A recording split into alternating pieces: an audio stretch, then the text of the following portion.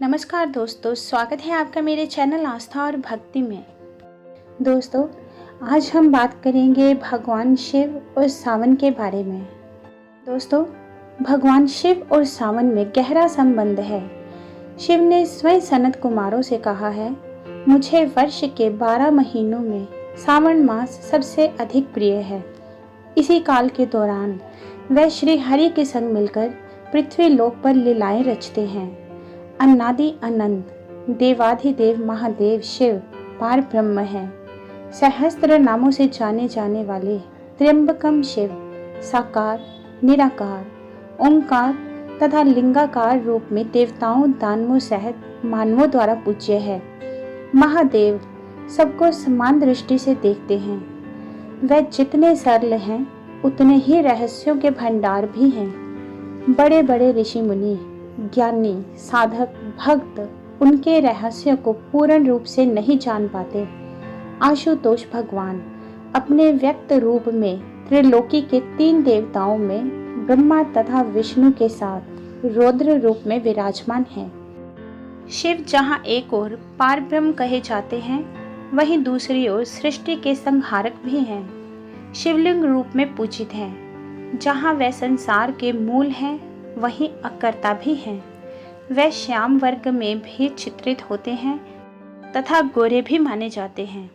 जिन भगवान रुद्र के क्रोध एवं तीसरे नेत्र के खुलने के भय से संसार अक्रांत रहता है, जो अनाचार करने पर अपने काक भुषंडी जैसे भक्तों तथा ब्रह्मा जैसे त्रिदेवों को दंडित करने से भी नहीं चूकते, वहीं आशुतोष भगवान अपने सरल स्वभाव के कारण भोलेनाथ के नाम से भी जाने जाते हैं।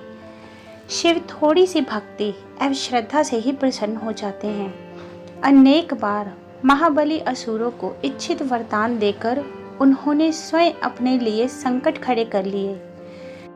एक बार भस्मासुर को उसकी भक्ति से प्रसन्न होकर वरदान दे दिया। कहा कि जिसके सिर पर तुम अपना हाथ रख दोगे वही भस्म हो जाएगा। शिव से वरदान प्राप्त कर वह दुष्ट असुर शिव को ही भस्म करने के लिए तैयार हो गया।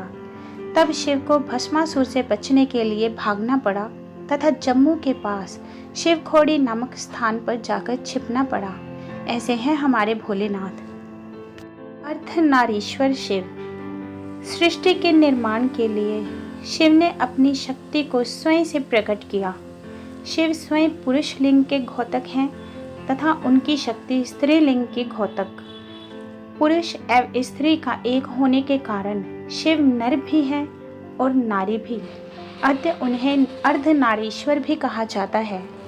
जब ब्रह्मा जी ने सृष्टि का सृजन कार्य प्रारंभ किया, तब उन्होंने पाया कि उनकी रचनाएं अपने जीवन प्रांत नष्ट हो जाएंगी तथा हर बार नए सिरे से सृजन करना होगा। गहन सोच विचार के उपरांत वह किसी नतीजे पर नहीं पहुंच पाए। तब अपनी समस्या लेकर वह सदाशिव के पास समाधान के लिए पहुंचे।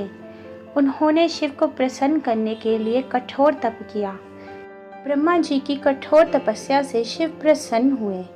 कि समस्या के समाधान के लिए शिव अर्धनारीश्वर स्वरूप में प्रकट हुए। अपने इस स्वरूप से शिव ने ब्रह्मा जी को प्रजननशील प्राणी के सृजन की प्रेरणा प्रदान की। साथ ही उन्होंने स्त्री व पुरुष के समान महत्व का उपदेश भी दिया तथा कहा कि नर व नारी एक दूसरे के पूरक हैं। शिव में परस्पर विरोधी भावों का सामंजस्य देखने को मिलता है। शिव के मस्तिष्क पर एक ओर चंद्रमा है तो दूसरी ओर महाविषधारी सर्प भी उनके गले का आभूषण है।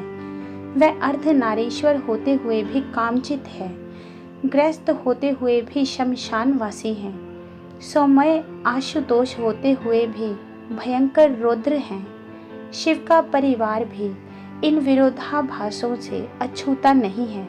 उनके परिवार में भूत, प्रेत, सिंह, सर्प, मयूर व मूषक सभी का समभाव देखने को मिलता है। वह स्वयं द्वंद्वों से रहित असतित्व के महान विचार का परिचारक हैं। ऐसे शिव के दर्शन मात्र से ही जन्म जन्मांतर के पाप कटकर परम पद की प्राप्ति होती है। तीनों भुवनों की अपार सुंदरी तथा शीलवती गौरा को अंगनी बनाने वाले शिव स्वयं भूत प्रेतों से घिरे रहते हैं। शरीर पर मसानों की भस्म, गले में सर्पों का हार, कंठ में विष, जटाओं में पतित पावनी व जगत तारिणी पावन गंगा तथा माथे में प्रलयकारी ज्वाला है। बैल को वाहन के रूप में स्वीकार करने वाले शिव अमंगल रूप होने पर भी भक्तों का मंगल ही करते हैं तथा श्री संपत्ति प्रदान करने वाले हैं। शिव ने समस्त त्याज्य वस्तुओं को स्वीकार किया। शिव को नैवेद्य रूप में भी भांग, धतूरा आदि ही चढ़ाए जाते हैं। भगवान शिव के 12 ज्योतिर्लिंग हैं, जिनके नाम इस प्रकार हैं: श्री सोमनाथ ज्योतिर्लिंग, श्री मल्लिकार्जुन ज्योतिर्लिंग, नागेश्वर ज्योतिर्लिंग, महाकालेश्वर ज्योतिर्लिंग, ओमकारेश्वर ज्योतिर्लिंग, केदारनाथ ज्योतिर्लिंग, भीमाशंकर ज्योतिर्लिंग, काशी विश्वनाथ ज्योतिर्लिंग, त्र्यंबकेश्वर ज्योतिर्लिंग, बैजनाथ ज्योतिर्लिंग, रामेश्वर ज्योतिर्लिंग और घुश्मेश्वर ज्योतिर्लिंग। हिंदू धर्म की मान्यता है कि जो प्राणी प्रतिदिन प्रातःकाल तथा संध्या के समय इन 12 ज्योतिर्लिंग का नाम स्मरण करता है, उसके 7 जन्मों के पाप कट जाते हैं। दोस्तों, शिव को सावन मास प्रिय है और सोम अर्थात चंद्रमा भी, इसीलिए सावन में सोमवार के दिन शिव आराधना का विशेष महत्व है। हर हर महादेव।